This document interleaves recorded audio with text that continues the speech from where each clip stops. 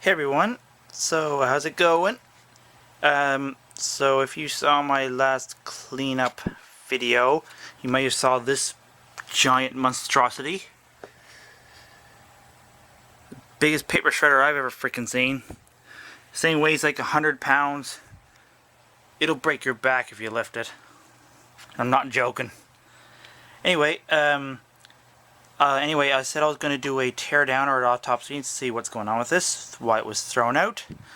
And so this first part, I'm going to just apply some power to it and see if it does anything. I've unfortunately I got the cord off, but I put a temporary cord on it. I've checked it out. It doesn't seem to be grounded or shorted. I've had to put a knob on here just to turn the switch. And I'm going to use my Variac to put some power to it and just see if it actually runs. Maybe there's nothing wrong with it. I don't know. Okay, so I'm putting some power to it and there's nothing, so the switch is most likely in the off position. I can hear some hum. Wow, 8 amps. That's at like 20 volts. Let's try reversing that. Jeez. I mean, this thing is rated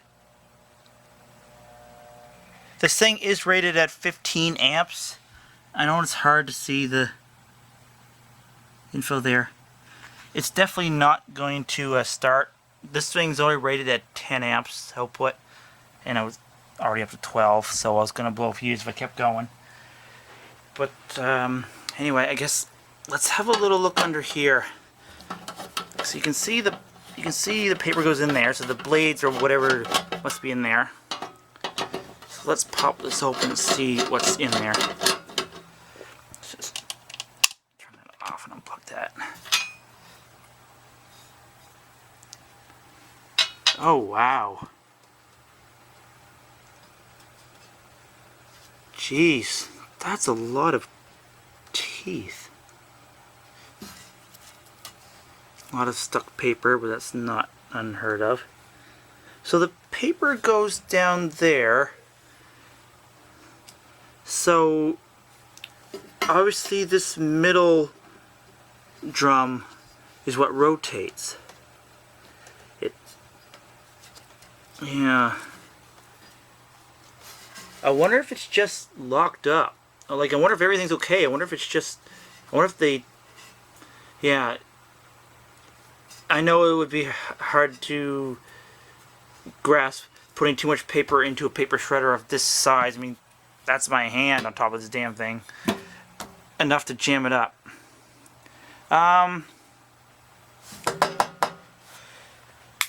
What else can I open here? I don't see any screws on the side. Is this open? Ah, I've got a screw down there. A couple screws. Let's see what's hiding behind door number 2.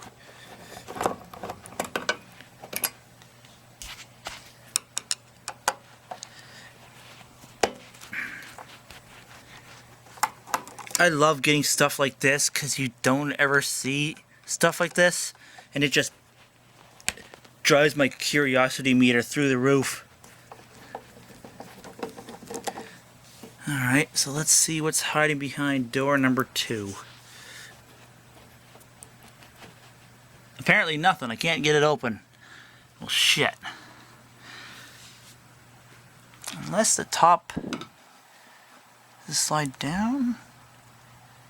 No? Really? It's not going to give it to me. Alright, let me reorient this. I see some screws on the side. I can't hold the camera and do this all at once, so I'll be right back in one moment. So I decided to tip this up on its side and have a look underneath. And yeah, look at all the paper. Look at that. There's some of it's pretty densely packed there. I bet this thing is just jammed with so much paper that it's just locked itself up. Something else I saw that I'm not sure what they're for are these rods.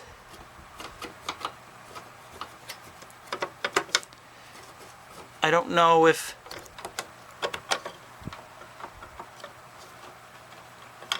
I'm not exactly sure what these rods are meant to do. They extend out, but yeah, I have no idea. So before I go any further, I'm going to see how much of this I can suck out with the vacuum, and we'll go from there. Well, this was definitely a two-handed job to get this cover off, which is a pain in the ass. So there's your inside.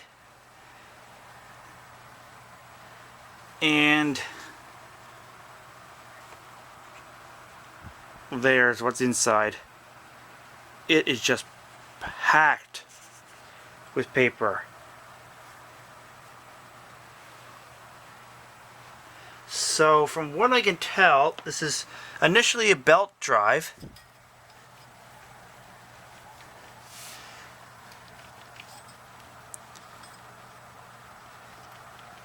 Which looks like it goes across and then it switches to a chain drive. Wow, this thing is beefy. So that explains. We'll see what kind of motor this is.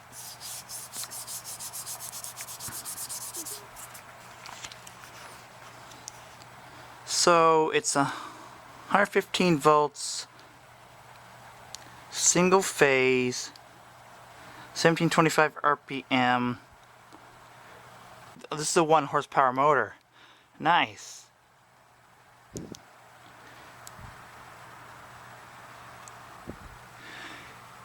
I just noticed something. It looks like part of this pulley has been completely grounded down.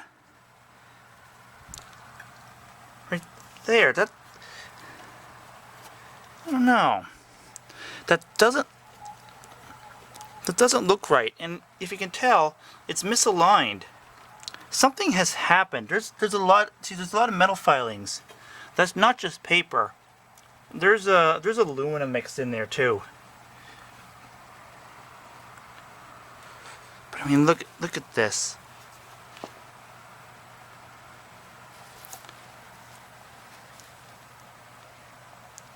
Just wow. Okay. I'm gonna get a bin or something to put this in and clean this up, and we'll have a little bit better look at this. See what's actually going on and see if it's salvageable or not. Well, after a quick clean up, I'm getting there. This completely filled this container. That's all paper. There's definitely a lot of aluminum filings down there. It's that pulley has moved on the shaft. I'm pretty sure that's what happened. And I kind of forgot to mention, back to the motor, the reason the motor was pulling high amps is it's probably got a start switch, and these motors, especially a 1 horsepower at 120 volts, will, it'll draw 30 or 40 amps for a split second while it fires up, and then a centrifugal clutch will throw it from its start over to the run winding, and then the amps will come down. And according to this, the thing can actually run at 12 amps. So yeah. So I'll clean this up further, and then I'll see if I can actually make it run. Okay, so cleaning it is turning out to be a little more involved than I was kind of hoping. I've had to take the whole cutting assembly right out. This is one of them of the two. This one wasn't too bad. As you can see, so the centerpiece is what turns, and the other parts are what are stationary. And there's not too much rust on this one, but I've had to take the other one apart. It was the worst of the two, and there was a lot of paper stuck in between it, probably because of the rust. This has probably been sitting for a while. So right now I'm just dremeling all the rust off of each one of these and putting it back together. And I'll just kind of show you how each segment goes. So you got a cutting disc. I'll get one that doesn't have any rust on it. That one's not. That one's not too bad. So the hole lines up with this bar. This is what turns the shaft here. put that on. You put one of these washers on. And then this is lined up, is centered because that washer. I don't know why they've done it like that, but obviously maybe it's like a bushing or a kind of like a bearing. And that's how it goes. So I'm going to do that, put this all back together, and I'll get back to you guys. Well, I finally got the other cutting assembly back together, and they're all turning free now, like the first one. So now, next I gotta move on to the motor itself. It was making some odd noises while I test ran it without the belt, and as you can see, right now I can't even turn it, and this should turn freely. So it's definitely jammed. I don't know if it's the bearings themselves or if there's just paper jammed around the stator and the armature. So I'll open it up and see what's going on inside this thing. Alright, I'm ready to pull the front off the motor. I've gotten it free, and I think it'll just, hopefully it'll just slide out, and we'll see what's going on.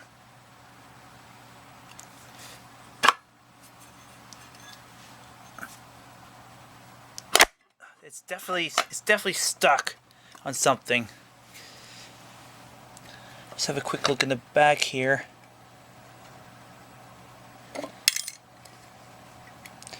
Okay, so it's just the back switch is stuck.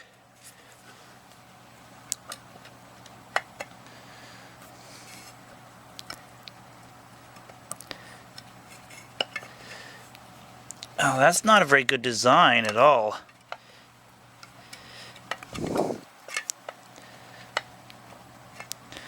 I don't know if you can see in there. The centrifugal switch is catching up on the rear bearing. So I might have to try and pull this out from the rear if I can, but I don't even know if I can do that because the wiring goes through the rear. Oh, there must be a way to get that off of there without wrecking the wiring. There we go.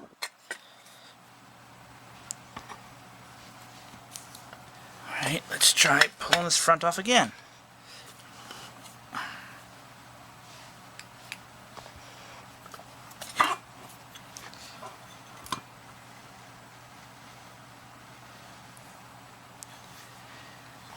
Alright, so there's your armature. Doesn't look too bad. The front bearing obviously isn't jammed at all. Actually sounds pretty good. And the rear bearing actually also sounds pretty good. So what's been jamming? What's been jamming this up?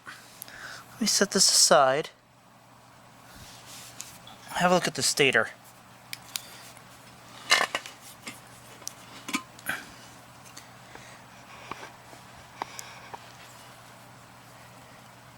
Well, it definitely needs to be cleaned up.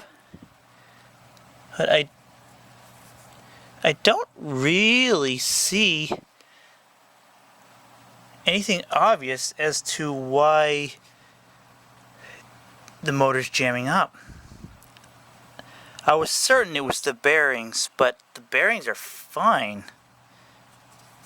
Doesn't look like it's been scraping. There's a little mark. I don't know how much the camera's picking this up. I'm trying to look as well. There's a little mark right there, but I don't think the bearings have any play in them. The rear one's absolutely fine. And the front one's absolutely fine. So I don't think it's been rubbing on anything. I guess I'm just going to clean it up and put it back together. I'll put some new grease into the bearings. And yeah, just put it together. But you can see that I've got this right beside the camera's mic, and I'm spinning this bearing. There's absolutely nothing wrong with that. And the front one, there's nothing wrong with those. All right, well, I'm going to clean this up and put it right together, and I'll give it a run, see how it sounds. All right, she's back together and turning much better. I still don't know what was binding it up. There wasn't anything obvious. But, yeah. So, I did have to figure out with the start switch a little bit. Getting that bearing in the way bent a few things, so I had to figure around with it a little bit. But, I'll do a 30-volt test. And it sounds really good. I'll do that one more time. I can just kind of show you the low-powered amperage reading on the start and then run. Alright, here we go again.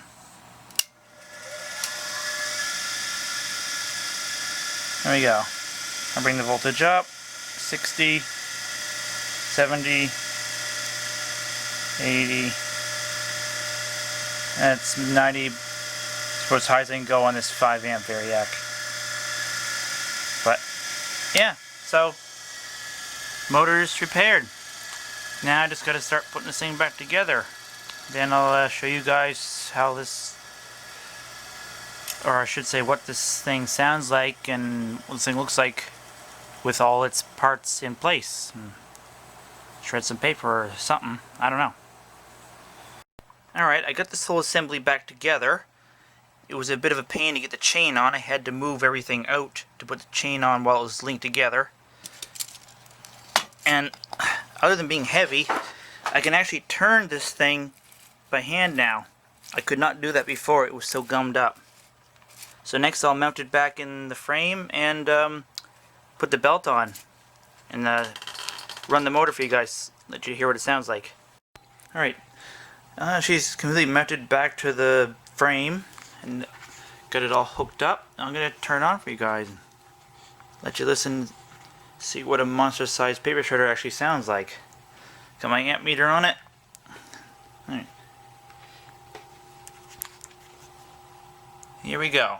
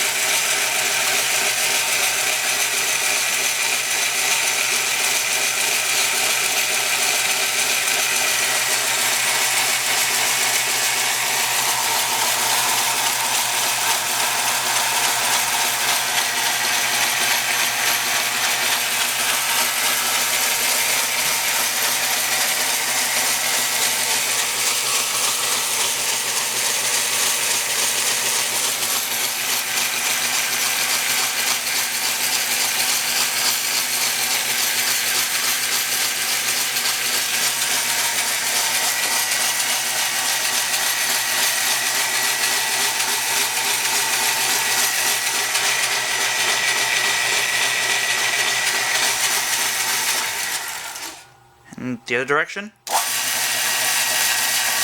Not much different in sound, but I'll do it for you guys anyway. This is quite the monster, I'll tell you that much. So now it's just a matter of getting a cord for it and putting the cover back on. Maybe I'll actually, let me go get a piece of paper and I'll shred one piece through it just to show you guys what it's like in action before I put all the covers back on. Alright, got a piece of paper. Let's see just how good it shreds now.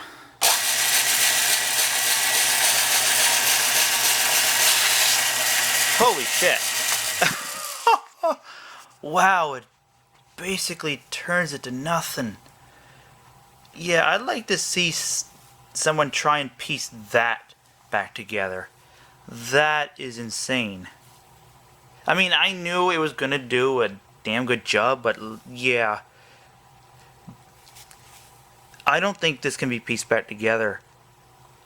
The lines are just so fine. I mean, this is actually soft to the touch. I'm amazed. Yeah. Well, this is definitely the most badass paper shredder I've ever come across. That's for sure. So I finally got her back together. Some time has passed. I got this room clean, got my trains out again. I finished doing the small things that this thing needed. I put a different knob on it. I found one in my collection that actually looks like it fits properly. That switch has got quite the click to it. And went and got a proper cord, a grounded plug. And if I can lift it up here, oh boy, put a proper foot on it. It was missing one, and fortunately I didn't have another square one like that, but that works just fine. And I'll just give it another run with all the covers on and everything, and put another piece of paper through it.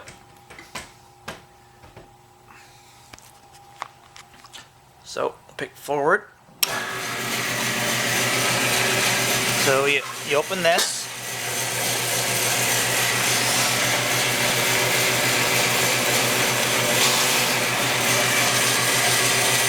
And that's it.